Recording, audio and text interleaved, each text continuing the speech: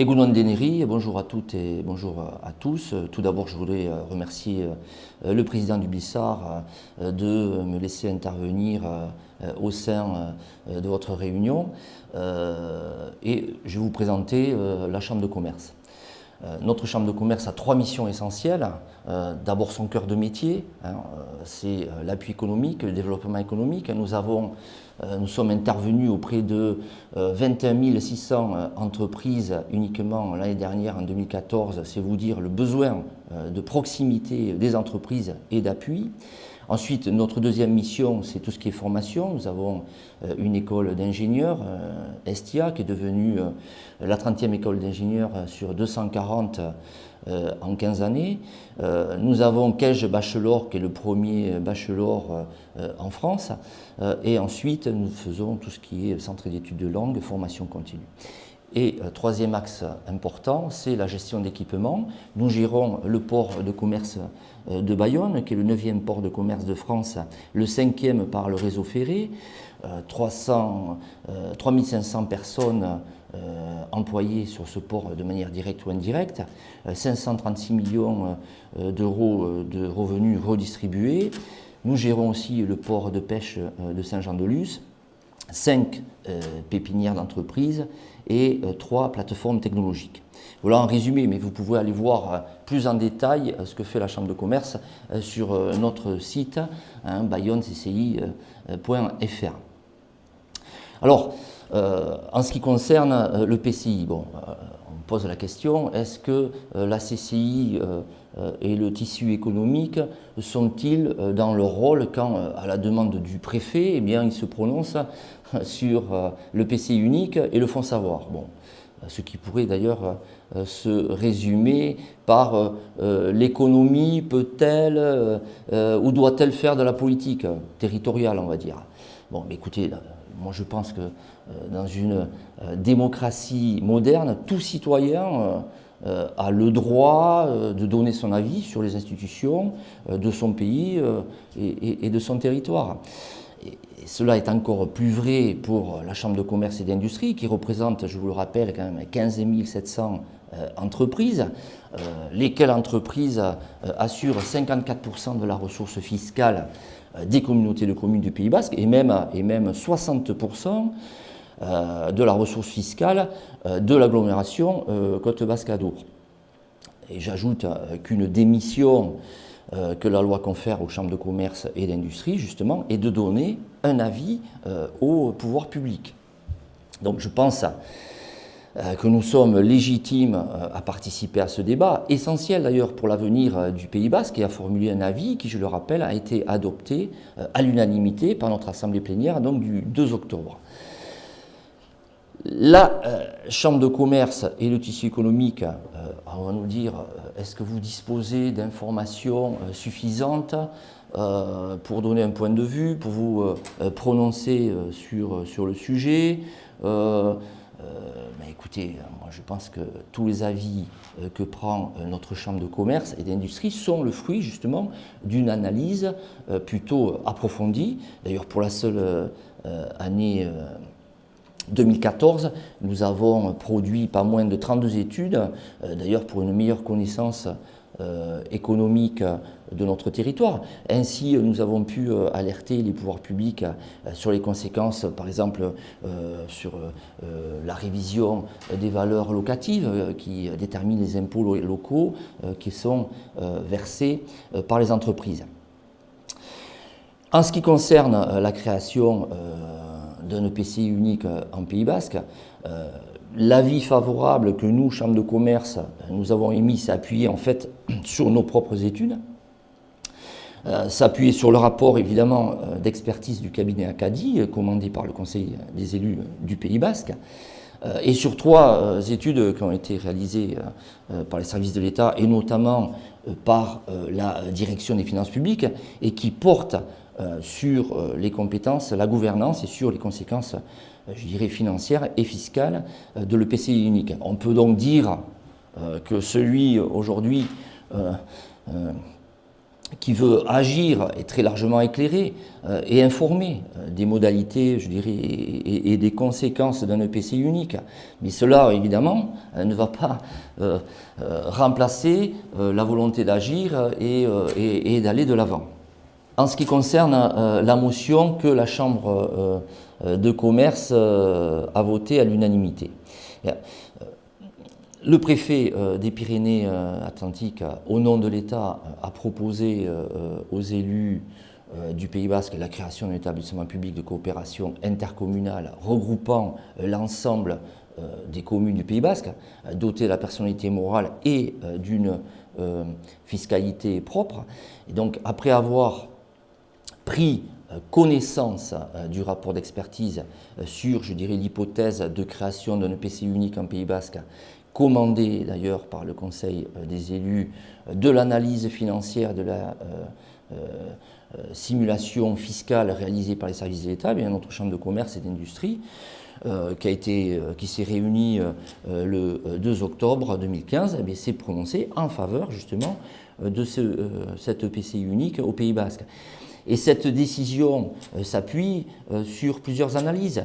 Tout d'abord, nous considérons que ce projet qui s'inscrit dans le cadre de nos institutions républicaines répond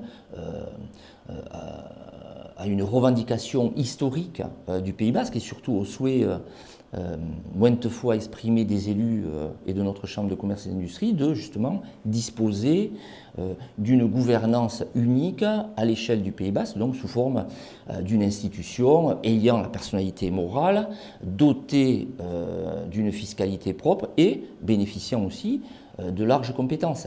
Et donc nous serions, je pense, coupables de ne pas saisir cette opportunité. En se substituant à 2 communautés d'agglomération, 8 communautés de communes, je dirais même à la plupart d'ailleurs des 95 syndicats intercommunaux,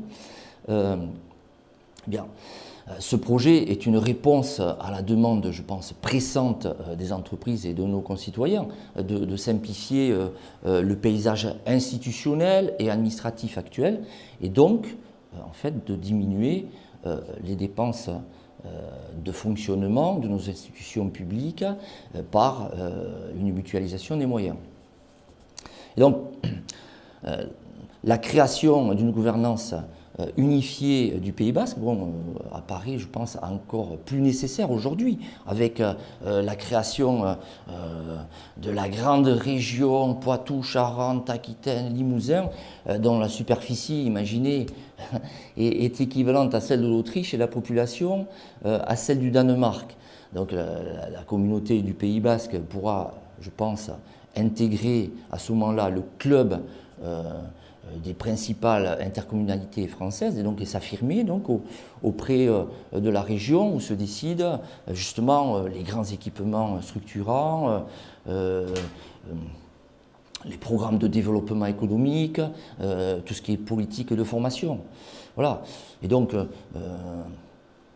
un EPCI unique du Pays Basque permettra justement de développer des politiques, je dirais, publiques plus ambitieuses dans des domaines de développement économique, de l'aménagement du territoire, du logement, des transports, de la coopération transfrontalière et permettra aussi d'organiser cette nécessaire cohérence entre les différents territoires du Pays Basque.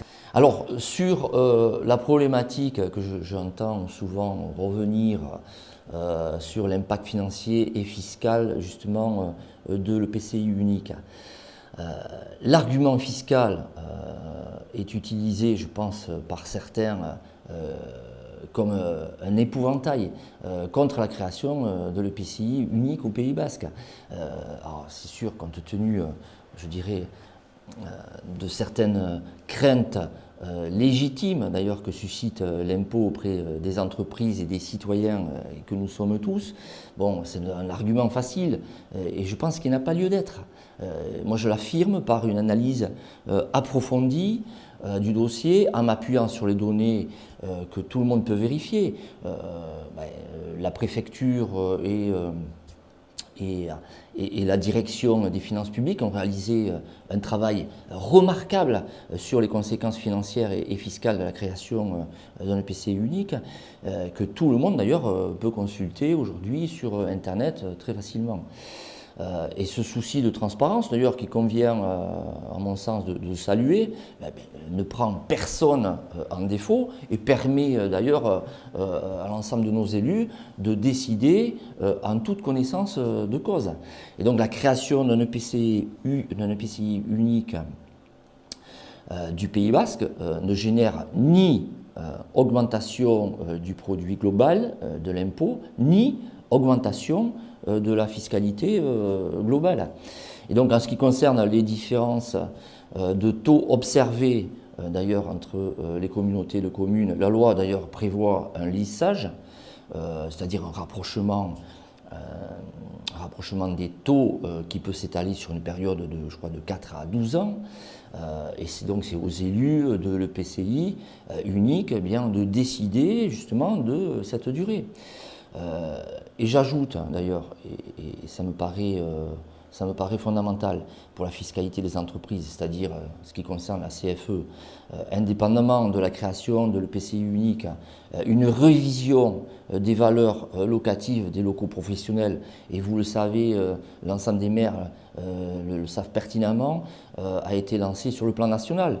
Ces travaux de révision, je pense, vont produire de nouvelles bases d'imposition, réactualisées d'ailleurs à la valeur d'aujourd'hui, puisque les anciennes bases des valeurs locatives dataient de 1974. Vous imaginez les nouvelles valeurs locatives.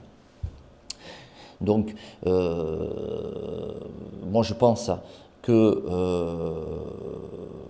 ça signifie que pour éviter une hausse de la fiscalité professionnelle, eh bien, les collectivités locales devront calculer de nouveaux taux d'imposition, d'ailleurs EPCI unique ou pas.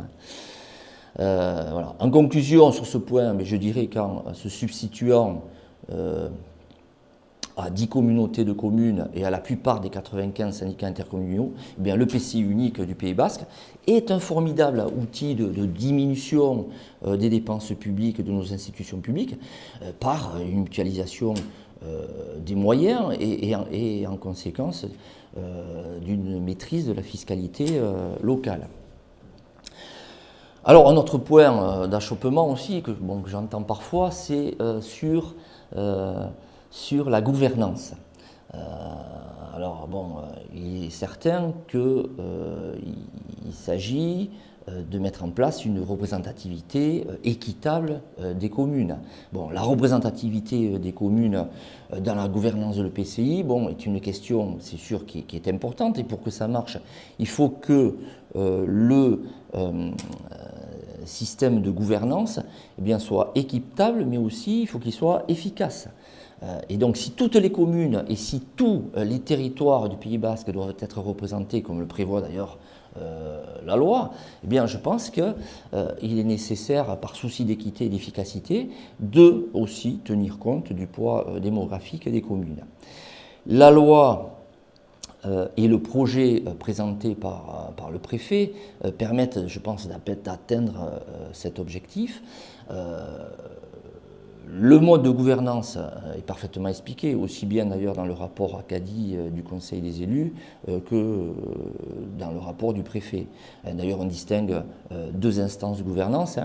On distingue le conseil communautaire qui est composé de 211 membres qui assurent une représentation de toutes les communes du Pays Basque, mais aussi la commission permanente qui est composée de 60 membres et qui permet une représentation des territoires proportionnels à leur population et une gestion efficace de la communauté.